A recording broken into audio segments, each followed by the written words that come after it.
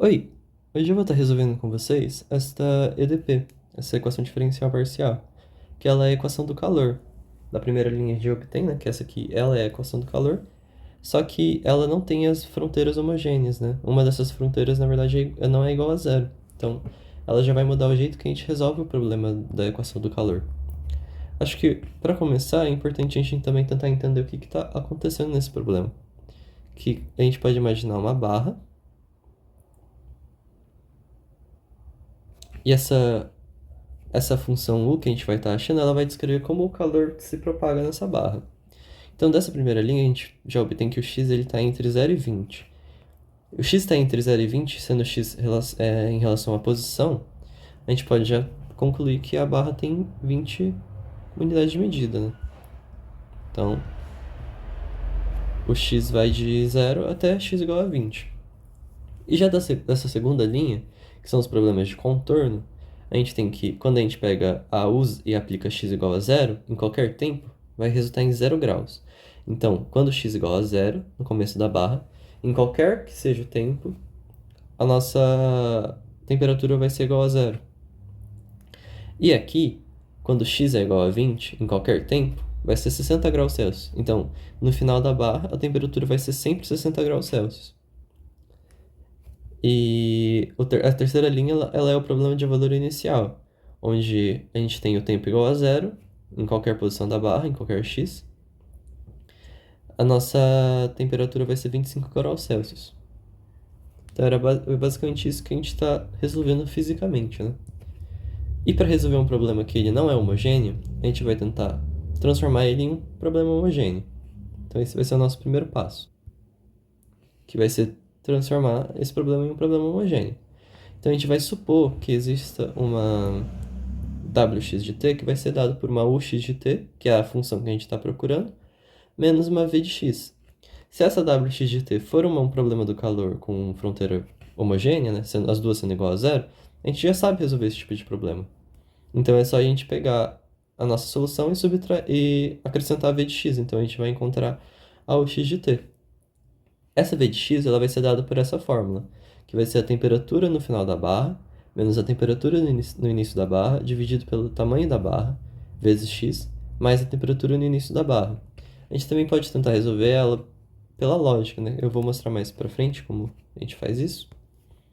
Mas a gente pode já pegar daqui dessa fórmula, onde a temperatura no final da barra ela é 60, a temperatura no início é 0, o tamanho é 20 vezes x, mais 0. Fazendo essa divisão, a gente vai obter 3x. Então, daqui a gente tem que a nossa v de x é igual a 3x. Ok? A gente pode agora também observar que essa v de x, ela vai respeitar a equação do calor. Então, se a gente usar a derivada parcial em t igual a k vezes as duas derivadas em x, a gente pode observar que essa igualdade vai ser verdadeira. Por quê? Porque se a gente pegar uma função que só depende de x e derivar parcialmente em t, ela vai dar zero. E agora também, se a gente derivar duas vezes em x, a primeira derivada vai dar 3 e a segunda vai dar zero. Então vai ficar zero igual a k vezes zero, que nada mais é do que zero igual a zero. Então é uma verdade. A gente também pode observar que é o que a gente quer que a nossa v de x faça. É que quando a gente aplica v de zero, o vx igual a zero, né? Vai dar zero, que é 3 vezes x, né? 3 vezes zero vai dar zero. E quando a gente aplica v20, x igual a 20, a gente vai resultar em 60. E esses são os problemas de contorno da nossa função, né? É isso que a gente quer. Porque quando a gente vai fazer a subtração, a gente vai acabar com um problema que vai dar... A wx de t não vai ter contorno diferente de zero. Como a gente pode observar aqui. Porque se a gente pegar a nossa Wt e aplicar na equação do calor, Wt igual a Wxx vezes K, né? E a gente vai lá e aplica W0T. E essa W0T a gente pode obter fazendo essa continha aqui, né? Então aqui a W0T, ela é igual a UXT menos VX, né? Então o X vai ser zero, né? Então o 0T, quem é a U0T? É zero. E quem que é V0? É zero. Então vai ficar 0 menos 0, então vai dar 0. E a W 20t também a gente pode obter por essa fórmula, né? Então W20t vai ser a U20t menos a V20. O 20t a gente também já sabe. A U20t é igual a 60. Então, 60. Menos a V de 20. E a V de 20 também é 60. Então, 60 menos 60 vai dar 0. Agora a gente já tem os problemas de fronteira sendo igual a 0. Agora só falta o problema de valor inicial, né? Então, a W x0. A WX0 vai ser a UX0 menos a VX. Então, deixa eu só... Aqui, ó. A UX0, ela é 25. Menos. E a VX, né? Porque não tem como a gente usar T igual a 0 aqui, porque não tem T. Ela é igual a 3x. VX igual a 3x. Então, 25 menos 3x. Agora a gente tem um problema de valor, um problema do calor com fronteira homogênea. Um problema que a gente sabe resolver. Que eu também vou estar resolvendo com vocês aqui. A primeira coisa que a gente vai fazer é propor que a nossa WXT, a função que a gente está procurando, ela vai ser dada pela multiplicação de duas funções. Uma que só depende de x e uma que só depende de t. Esse método de resolução a gente chama de separação de variáveis. Então, se a gente propõe isso aqui, a gente pode usar a WX de t, né, e jogar na equação do calor. Então, a gente vai primeiro calcular a derivada parcial em t. Então, da equação do calor, a gente vai ter que, quando a gente deriva parcialmente em t, essa função, f de x vezes g de t, o que a gente está fazendo aqui é só aplicar a w de t, né, nessa função. Porque se a wx de t é igual a isso aqui, então a gente pode estar aplicando na equação do calor, né? Então, só estou calculando as derivadas parciais da equação do calor. Ela vai ser igual a k vezes a derivada segunda em x. Novamente, em vez de escrever wx de t, eu vou fazer essa coisa que eu estou igualando ela. f de x vezes g de t. Se a gente resolver essa conta, a gente vai obter que aqui eu estou derivando uma multiplicação. Só que um dos termos não depende de t. Então ele é como se fosse uma constante. A gente pode tirar da derivada. A gente vai ficar só com a derivada parcial em t de uma função que só depende de t. Então eu posso reescrever isso aqui como sendo uma derivada normal. Então o f de x vai sair da derivada parcial. E a g de t vai virar uma derivada normal, né? Em vez de escrever parcial, porque se só depende de t, então a gente pode escrever como uma derivada normal. E desse outro lado da igualdade vai ficar a mesma coisa. A gente vai fazer o k, né? Aqui a gente está derivando parcialmente em x duas vezes. Então a g de t vai sair porque não depende de x. Vai ficar g de t. E a gente vai derivar somente parcialmente em x a função f de x duas vezes, né? Então vai virar uma derivada normal, só que duas derivadas, né? A gente obtém essa nova equação. A gente pode jogar a g de t por outro lado, deixar as g de t juntas, né? Vai ficar g' de t dividido por kg de t.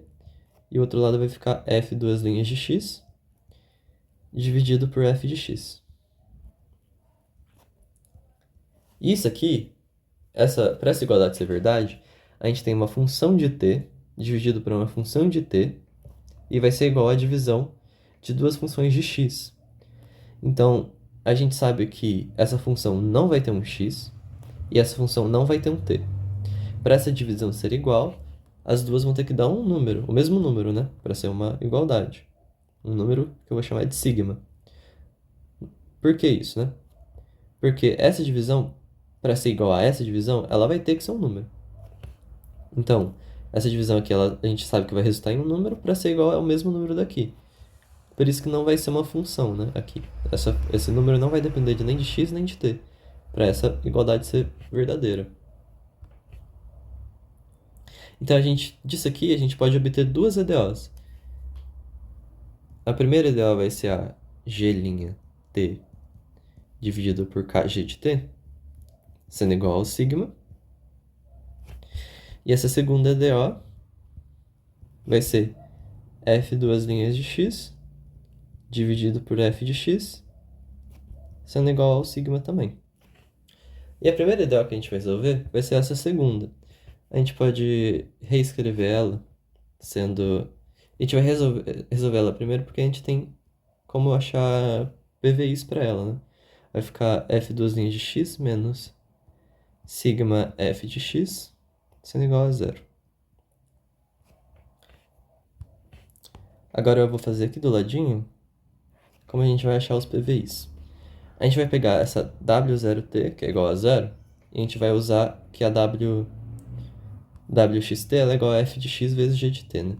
Então, se a W0T é igual a zero, é a mesma coisa que eu dizer que a F de zero vezes a G de T é igual a zero, né? Porque isso aqui é a W0T, né? Porque se a WXT é F de x vezes G de T, então W0T é F de zero vezes G de T. E para essa igualdade dar zero, a gente sabe que ou a F de zero vai ser zero, ou a G de T vai ser zero, ou as duas vão ser zero. Só que a gente vai ter um problema se a gente escrever que a G de T fosse zero. Por quê? Se a minha WXT ela é F de x vezes GT, se eu falar que essa GT é zero, isso aqui vai resultar numa função nula. Então a gente vai ter uma solução nula para essa EDP, que não vai ser muito útil para a gente. Então, dessa igualdade, a gente vai tirar que quem é zero, a F de zero. Então, F de zero é igual a zero. E para o outro PVI, a gente vai usar outro problema de contorno, que é a W20T é igual a zero. Se a W20T é igual a zero, então é a mesma coisa que eu escrever F de 20 vezes G de T igual a zero. E como eu já disse, a G de T não pode ser zero, né? Pelo mesmo motivo. Então quem é zero é F de 20. Agora a gente tem dois problemas de valor inicial para essa EDO. Ou seja, eu sei que a F de zero é zero e a F de 20 é zero. E agora a gente pode resolver essa EDO. Eu vou resolver ela pelo método da equação característica. Então, onde tem duas derivadas eu vou chamar de r ao quadrado. Onde não tem derivada eu vou chamar de 1, né? Então vai ficar r ao quadrado menos sigma igual a zero. Se eu resolver para o r, a gente obtém que r ao quadrado é igual a sigma. Só que agora a gente tem um problema. Porque para achar as equações gerais, né, as soluções gerais, a gente tem que descobrir quem que é esse r. Se eu jogar a raiz para cá, a gente pode ter três casos. Se o sigma for um número real, a gente vai ter duas raízes reais. Se o sigma for zero, a gente vai ter r igual a zero. Agora, se o sigma for menor que zero, a gente vai ter uma solução complexa. Então, a gente vai resolver essas três soluções e ver se elas resolvem o nosso problema. E depois somar as soluções que, que resolvem o nosso problema, né? Então, no primeiro caso, a gente pode verificar se o sigma for maior que zero. Se o sigma for maior que zero, a gente vai ter que o R ele vai ser mais ou menos raiz de sigma, onde essa raiz eu sei que vai resultar em um número real. Então, a nossa solução geral vai ser da forma f de x, que é a EDO que a gente está calculando, né? A função que a gente está buscando, sendo igual a uma constante vezes a exponencial elevado ao primeiro r, pode ser o positivo, né?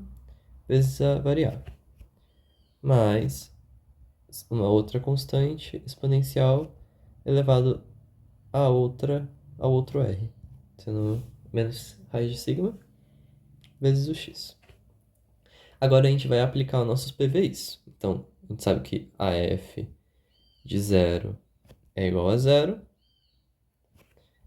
que vai ser igual a quem? Vai ser igual a C1 exponencial de sigma vezes zero vai dar exponencial de zero. Então, vai dar 1 aqui. É a mesma coisa aqui, né? Porque vai ficar menos raiz de sigma vezes zero, vai dar zero. O e vai dar 1. E elevado a zero vai dar 1, né? Então, vai ficar C1 mais C2 sendo igual a zero. Então, disso aqui, a gente pode obter que o C1 é igual a menos C2. Agora, a gente vai resolver para nosso outro PVI, o f de 20, que também é igual a zero. E disso aqui a gente vai ter que C1 exponencial raiz de sigma 20 mais C2 exponencial menos raiz de sigma 20. Como eu sei que o C1 é igual a menos C2, eu vou reescrever isso aqui usando isso. Então, vai ficar com menos C2 exponencial raiz de sigma 20 mais C2 exponencial menos raiz de sigma vezes o 20, sendo igual a zero. Eu posso pôr o C2 em evidência. Então vai ficar C2 sendo igual a exponencial menos sigma 20 menos exponencial, esse menos daqui, né, do primeiro termo, exponencial elevado a sigma 20, sendo igual a zero. Ok, então, novamente a gente tem uma multiplicação que resulta em zero. Ou seja, ou C2 vai ser igual a zero, ou essa subtração vai resultar em zero. Mas a gente pode observar que esses termos não são iguais. Para uma subtração ser zero, os dois termos têm que ser iguais, né? Porque um está sendo elevado a menos raiz de sigma, e o outro está sendo elevado a sigma. A exponencial elevada a um número sempre vai dar um número positivo, né? Então, não vai ter como essa subtração resultar em zero, porque são dois números diferentes. Então, a gente vai obter que quem é zero é o C2. E olha só, se o C2 for zero e o C1 ele é menos C2, então daqui a gente também tem que C1 é igual a zero. Menos zero, mas menos zero é zero, né? Agora a gente tem que o C1 é zero e o C2 é zero. Se a gente voltar na nossa solução, que é a f de x sendo igual a isso aqui, ó. C1 exponencial sigma vezes x, mas o C1 é zero, vai resultar em zero. Zero. Mais C2 também é zero, vezes alguma coisa vai dar zero. A gente obteve uma solução nula, f de x sendo igual a zero. Se essa solução for nula, e a nossa wx de t ela é f de x vezes g de t, né? wx de t é igual a f de x vezes g de t. Se a gente achar que a f de x ser zero, vai solucionar a nossa EDP com uma solução nula. E também não é o que a gente está querendo. Então, a gente já sabe que esse caso ele não é aproveitado, né? Então a gente sabe que o sigma não é maior que zero. Agora, para o segundo caso, a gente vai verificar se o sigma for igual a zero. Se o sigma for igual a zero, a nossa própria EDO, a gente pode resolver essa EDO aplicando sigma igual a zero, né? Porque aqui vai ficar f duas linhas de x menos zero igual a zero. Então, f duas linhas de x é igual a zero. F duas linhas de x é igual a zero. E a gente pode também tá resolvendo essa EDO. Eu vou integrar dos dois lados. Então, integral f duas linhas de x dx é igual a integral de 0 dx. Como a gente não tem limite de integração, vai ter uma constante aí, né?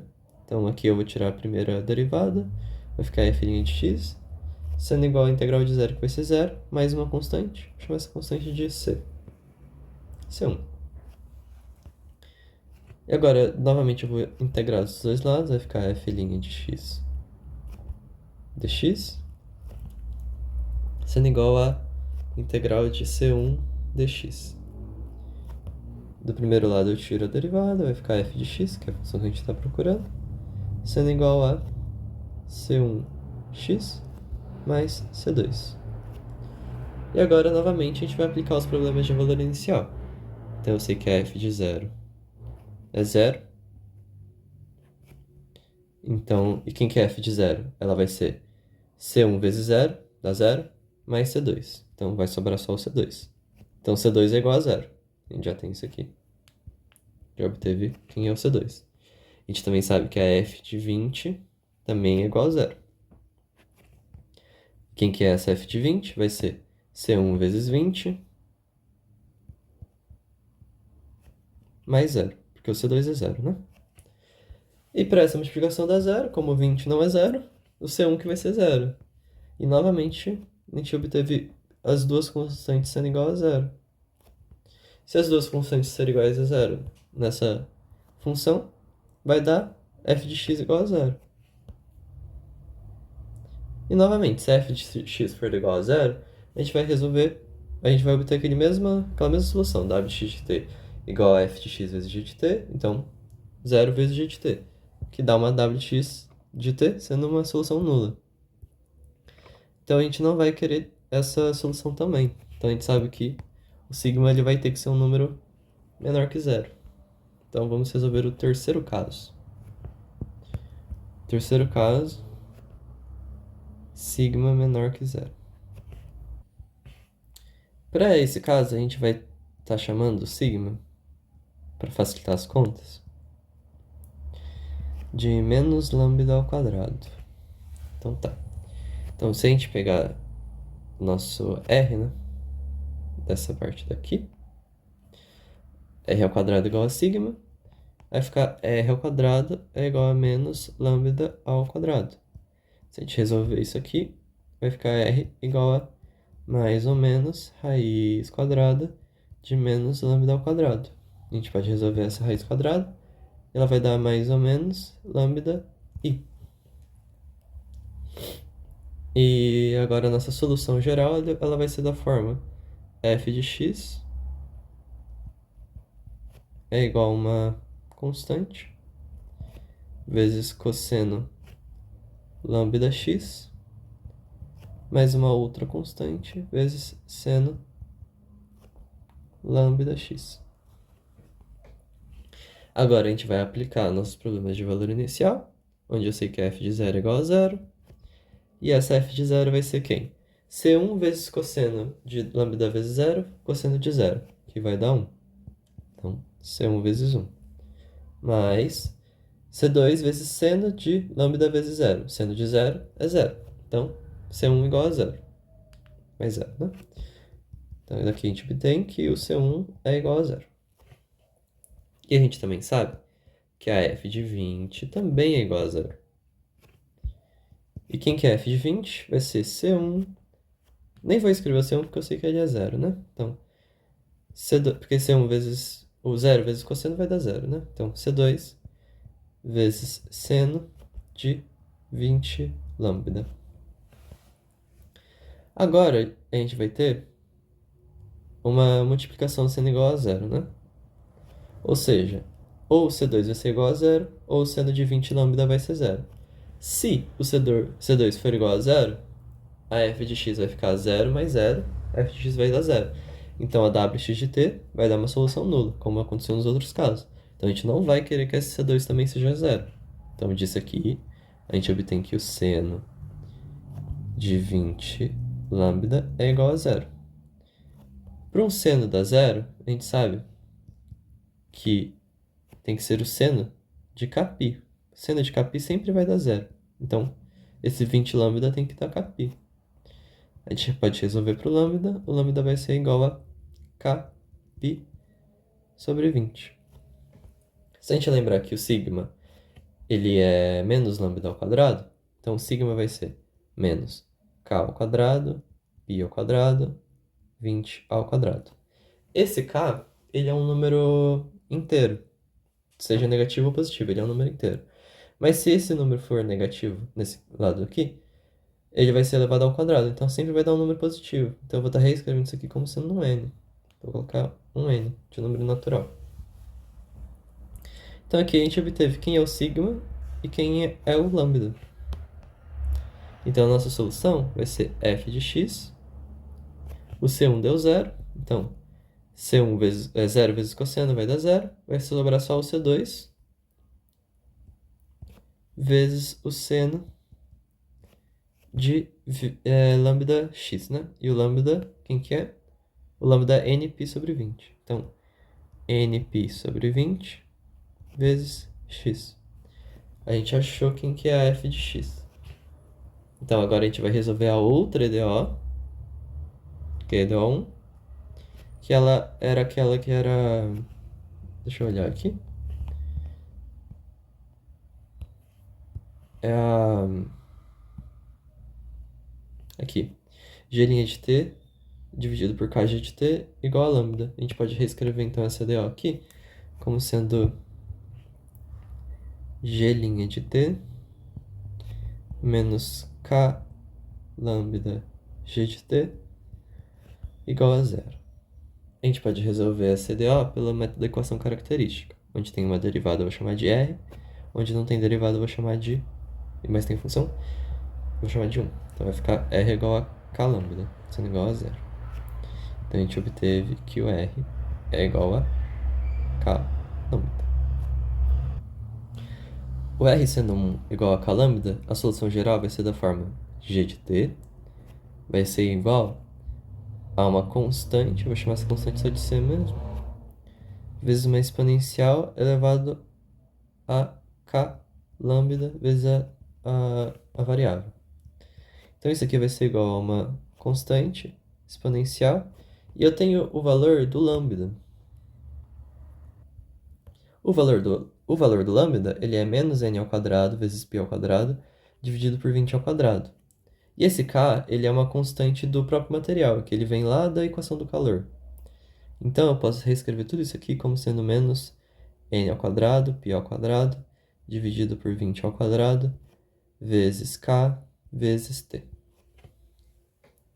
E novamente, como eu sei que a minha wx de t ela é igual à multiplicação da f de x vezes uma g de t, eu tenho as duas. Então eu posso reescrever isso aqui como sendo c exponencial com cn aqui. cn exponencial de menos n ao quadrado, π ao quadrado, 20 ao quadrado, vezes k vezes t, isso vezes o seno, aqui, seno, esse C2, eu escrevi Cn porque eu juntei as duas constantes. Eu peguei o C2 multiplicado por um C e eu estou escrevendo esse Cn. Esse Cn vai ser igual a C vezes C2, né? Que vai dar uma outra constante, né? Então não tem muito problema. Vai ficar seno de nπ20, seno de nπ dividido por 20 vezes o x.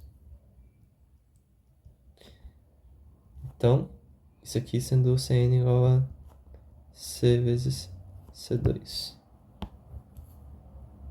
Ok? Então agora a gente obteve a solução da nossa EDP do wx de t. Mas eu sei também que a somatória das soluções também vai ser uma solução. Então eu posso somar todas essas soluções. E eu vou ter várias soluções porque eu tenho um n aqui. E esse n ele pode ser qualquer número natural. Então eu vou somar todos os n's possíveis. Então eu vou fazer um somatório desde o n sendo igual a 1 até o infinito. De Cn exponencial de menos n ao quadrado, π ao quadrado, 20 ao quadrado, k vezes t, vezes seno de nπ 20 vezes o x. Ok? Mas, novamente, isso aqui é a solução do wx de t. Quem a gente está procurando é a ux de t, né? Mas a gente já sabe também que a wx de t é igual a ux de t menos vx. Mas antes da gente achar essa ux de t, a gente vai tentar tirar essa constante, achar quem que é essa constante, né? a gente pode estudar o caso do W0T. Por quê? O W0T, a gente sabe quem que ele é. Lá da equação do calor desse W, o W0T, eu escrevi errado, na verdade. A gente vai procurar quem que é o... Procurar o WX0. E o WX0 ele vai ser o 25 menos 3x. 25 menos 3x. Mas a gente também sabe que a nossa WX de t ela é esse somatório, né? Então 25 menos 3x vai ser esse somatório, só que aplicado com t igual a zero. Se t for igual a zero, a gente vai ter que... Essa exponencial ela vai ir para 1, né? Então vai ficar só igual sendo esse somatório de n igual a 1 até o infinito de Cn vezes o seno de nπ 20 vezes x. Agora a gente vai estar observando alguns dados que a gente tem, né? Se a gente olhar a série de Fourier, ela é dada por A0 sobre 2, mais o somatório infinito de AN vezes cosseno npx sobre L, mais BN seno de npx sobre L. O nosso L é igual a 20, a gente tem um N, a gente tem um π e a gente tem um x. Esse AN, se a gente fazer uma comparação, e essa série de Fourier, a gente pode achar a série de Fourier de uma função, né? Uma função periódica, e ela pode ser igual a sua série de Fourier. Então, a nossa f de x, ela é a 25 menos 3x. Então, a gente pode fazer uma comparação entre essas duas funções, né? Onde esse AN vai ser zero, porque o cosseno deu zero, né? O cosseno não aparece, não o cosseno que deu zero, né? Mas o cosseno não aparece, por causa da constante ser igual a zero. E esse A0 sobre 2 também é zero, porque a gente não tem uma constante. Então, esse Cn, se a gente comparar a série de Fourier, ele vai ser o Bn da série de Fourier. Então, a gente vai obter que o Cn é igual ao Bn da série de Fourier. E quem que é esse Bn? Esse Bn ele é dado por 2 dividido por L, e o nosso L vale 20. Integral de 0 até 20 da f de x, e a nossa f de x ela é 25 menos 3x, vezes seno de nπx sobre 20 dx. Agora a gente pode obter nosso Cn fazendo essa integral. Eu vou quebrar essa integral em duas. Então, nosso Cn vai ser igual a 2 sobre 20, que multiplica. Porque eu vou fazer essa distributiva aqui, né? Então, vai ficar integral de 0 a 20 de 25 vezes seno de nπx sobre 20 dx menos integral de 0 a 20 de 3x vezes seno de nπx sobre 20 dx. Então, eu vou resolver essa integral separado, tá? Eu vou chamar essa aqui de 1 e essa aqui de 2. Vamos resolver primeiro a 1. Então, resolvendo a integral 1. Ela é tudo isso aqui, né? Integral de 25. Tá. A gente pode tirar o 25 da integral e fazer só a integral de 0 a 20 de seno de nπx sobre 20 dx. E essa integral, ela vai dar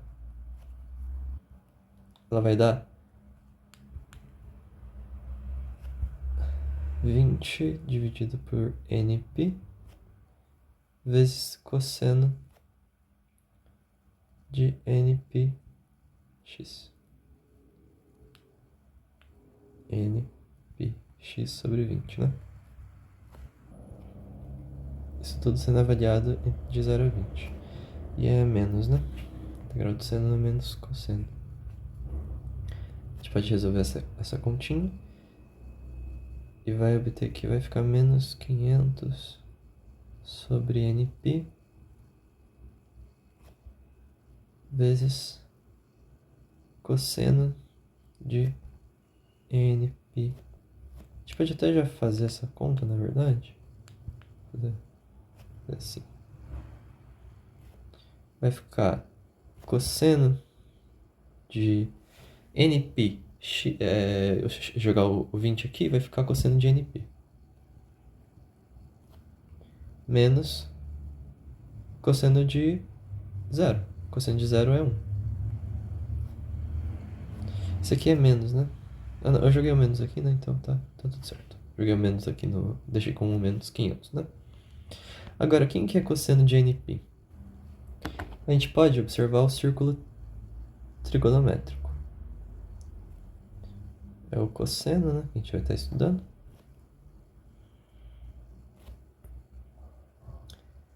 E aqui a gente tem π, aqui a gente tem 2π, né? Cosseno de π, ele vai dar menos 1. Cosseno de 2π, ele vai dar 1. Cosseno de 3π vai dar menos 1. Cosseno de 4π vai dar 1. Então a gente observa, se esse n ele for par, né? Se o n for igual a 2, a 4, a 6, o cosseno de nπ ele vai dar 1, né? E se o n for ímpar, ele ser igual a 1, igual a 3, igual a 5, o cosseno vai dar menos 1. Então a gente pode reescrever esse cosseno de nπ sendo menos 1 elevado a n, porque ele é igual a isso daqui. Porque se a gente jogar qualquer número que seja par aqui, vai dar 1. Se eu jogar um número ímpar, né? Um número que é menos 1 elevado a 1, menos 1. Menos 1 elevado a 3, menos 1. Então, isso tudo é a mesma coisa, né? Eu posso reescrever esse cosseno de nπ sendo igual a menos 1 elevado a n.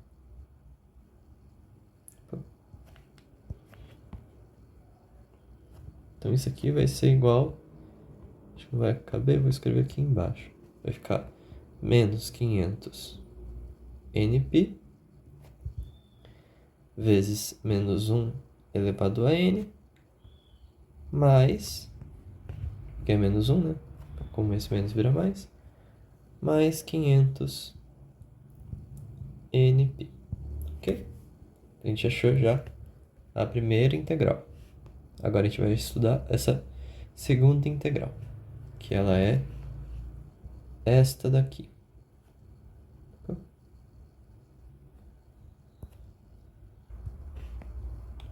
a gente pode estar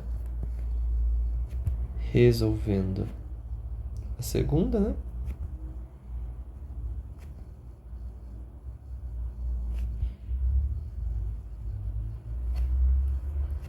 Que é essa daqui. A gente pode resolver ela pela regra de integral por partes, né? Mas eu vou estar resolvendo por um macete, que ele é assim, ó. A gente escreve a derivada de um lado e a integral de outro. E aqui a gente vai derivar a função 3x, e aqui a gente vai integrar a função seno de nπx sobre 20. E a gente vai alternar o sinal da derivada. Então, isso aqui vem do macete, né? Então, a derivada de 3x vai dar 3. E a derivada de 3 vai dar 0. Deixa eu só separar um pouquinho mais. E a gente alterna o sinal. Agora, desse lado, a gente vai integrar... A gente deriva aqui até dar 0, né? E aqui a gente vai integrar até a derivada dar 0. Então vai ficar menos 20 nπ vezes cosseno de nπ x sobre 20. E aqui vai dar menos 20 vezes 20, que vai dar 400. N ao quadrado, π ao quadrado, de seno de nπx sobre 20. A gente vai fazer essa multiplicação assim, ó. Isso aqui vai dar... Isso vai resultar na nossa integral. Esse vai ser o resultado da integral. Então, a integral de 3x... Isso seria o resultado da integral sem os limites de integração, né? Então, a integral de 3x vezes seno nπx sobre 20 vai ser igual a essa multiplicação. Então, vai ficar menos 60x nπ vezes o cosseno de nπx sobre 20, que é esta multiplicação daqui. Agora a gente faz a outra multiplicação. Vai ficar mais 1.200 sobre n ao quadrado, π ao quadrado, vezes seno de nπx sobre 20, mais a constante de integração, né? Agora, é só a gente aplicar os limites de integração, porque a gente sabe que é de 0 a 20, né? Então vai ser de 0 a 20.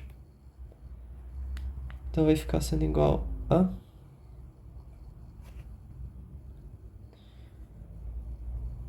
menos, vai ser essa integral aqui, né? A gente vai resolver. A gente resolveu sem a constante, porque a gente vai aplicar os limites de integração. Isso sendo entre 0 e 20. Agora eu vou resolver ela direto, porque a gente já resolveu o limite aqui de cosseno nπ vezes x dividido por 20, ele vai dar nπ vezes 20 dividido por 20, vai ficar cosseno de nπ. Cosseno de nπ, como a gente já discutiu naquela outra integral, vai ser menos 1 elevado a n. Então o x vai virar 20 aqui, vai ficar menos 1.200 vezes nπ vezes menos 1 elevado a n. Esse menos 1 elevado a n é o cosseno de nπ vezes 20 dividido por 20. Agora, aqui vai ficar seno de nπ, só que o seno de nπ, se a gente pegar círculo trigonométrico, ele sempre é zero, né? Porque aqui vai estar o π, aqui vai estar 2π, 3π vai estar aqui também, 4π vai estar aqui também. Então sempre vai dar zero, qualquer seja o n. Então, essa parte é zero, né? Vai ficar seno de nπ vezes 20 dividido por 20, que é seno de nπ, né? Então aqui, essa parte é zero, quando a gente aplica em 20. Agora a gente vai aplicar em zero. Quando a gente aplica em zero, aqui vai zerar. Aqui vai dar zero vezes cosseno, então zero aqui. E aqui também vai dar zero, né? Porque aqui vai ficar seno de zero. Seno de zero é zero. Então a gente obtém que a integral ela só resulta nisso aqui. E agora, a gente vai encontrar quem que é o Cn, né? Porque o Cn, ele era estas duas integrais, né? Então a gente pode resolver o Cn. Então o Cn ele vai ficar... Eu vou estar reescrevendo também esse 2 sobre 20 como sendo 1 sobre 10, né? Então vai ficar 1 sobre 10, que multiplica o quê? Multiplica a primeira integral, e a nossa primeira integral deu essa parte daqui.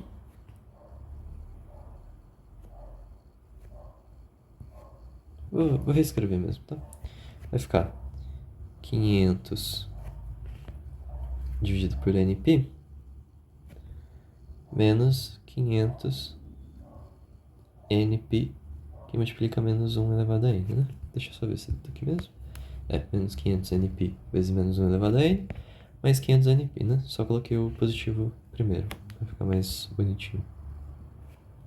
E agora é menos a outra integral. E a outra integral, né? Menos a segunda integral. E a nossa outra integral deu menos 1.200 nπ vezes menos 1 elevado a n. Se é menos isso, então vai ficar mais. Menos com menos dá mais, né?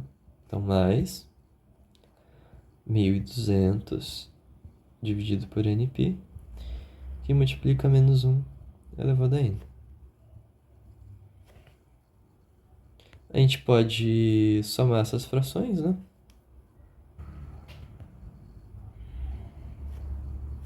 Então, 1 sobre 10, que multiplica 500, que fica sozinho, né? Ele não multiplica menos 1 elevado a n. E 1.200 menos 500 vai dar 700, né? Então, vai ficar mais 700 e multiplica menos 1 elevado a n, dividido por nπ. Agora a gente pode fazer a distributiva, vai ficar 50, esse 1 sobre 10 aqui, 500 dividido por 10 vai dar 50 nπ, mais 70 menos 1 elevado a n dividido por nπ. Que a gente também pode reescrever como sendo 10 sobre π, que multiplica 5 mais 7 menos 1 elevado a n, dividido por n. E agora a gente obteve o nosso Cn, né? Então a gente pode reescrever a nossa função wx de t. xt, né? O que é a wxt? Ela é... aqui, ó, wxt. Então, voltando lá no começo, né? A gente aplicou o wx0 para encontrar essa igualdade, né? Tirar a exponencial, encontrar quem que é o Cn comparando a série de Fourier, né? Agora a gente não vai voltar na wx0, né? A gente vai voltar na wxt, que é essa função completa. Mas agora a gente tem quem que é esse Cn, que deu todo aquele número daqui, né? Deu 10 sobre π vezes isso daqui. Então a gente pode reescrever a nossa wx de t substituindo o Cn, onde eu vou tirar o 10 sobre π da somatória. Então vai ficar 10 sobre π vezes o somatório de n igual a 1 até mais infinito, de 5 mais 7 menos 1 elevado a n, dividido por n, vezes a exponencial de menos n ao quadrado, π ao quadrado, vezes kt, dividido por 400, que é o 20 ao quadrado, vezes seno de nπx sobre 20. Isso tudo daqui eu tirei dessa parte daqui, novamente, né? Dessa wx de t, só substituir quem é o Cn. E resolvi esse 20 ao quadrado. Agora, a gente consegue obter quem que é a u de x de t, que é a nossa... Voltando lá, né? Se a gente... Vou reescrever aqui, ó. Lembrando que a gente falou que essa wx de t, ela é igual a ux de t menos v de x. Então, se a gente quiser resolver a ux de t, que é o nosso problema, né? A função que a gente está procurando, ela vai ser igual a w xt mais vx. E a vx, lembrando, ela é igual a 3x. Então, agora a gente encontrou finalmente a solução, né? A nossa u xt, o vx é igual a 3x, né? Vai ficar 3x mais a wxt, que é a 10π, vezes o somatório de n igual a 1 até mais infinito, de 5 mais 7 menos 1 elevado a n, dividido por n, exponencial de menos n ao quadrado, π ao quadrado, kt, dividido por 400, vezes seno de nπ x sobre 20. Esse é o resultado da equação diferencial parcial do exercício proposto. Então, é assim que a gente resolve quando a gente tem um problema de fronteira não homogêneo. A gente vai criar essa nova WX de t, e essa WX de t ela vai ser a equação do calor normal, né? Se caso aqui não tem nenhuma derivada, né? Virou a equação do calor normal. O importante é que a fronteira dê 0 e 0, né? Dando a fronteira igual, as duas fronteiras sendo iguais a 0, a gente consegue resolver pelo método da separação de variáveis. Resolvendo pelo método da separação de variáveis, a gente vai obter quem que é a WX de t, e a gente usa a WX0, que é igual a essa função, para a gente fazer uma comparação com a série de Fourier. Comparando com a série de Fourier, a gente vai observar que o Cn vai ser igual a Bn, a gente calcula o Cn, resolvendo duas integrais, essas duas integrais, né? Ou uma integral, né? Depende muito de quem que vai ser essa f de x. Resolvendo as integrais, a gente obtém quem que é o Cn, né? Resolvendo o Bn, entre aspas, né? A gente obtém que o Cn vai ser igual a isso daqui. E a gente reescreve WX de t usando o Cn que a gente encontrou. E a gente volta lá que a gente propôs lá no começo do exercício, que é o WX de t é igual ao v de x de t menos v de x. Isola para a gente encontrar quem que é o x de t.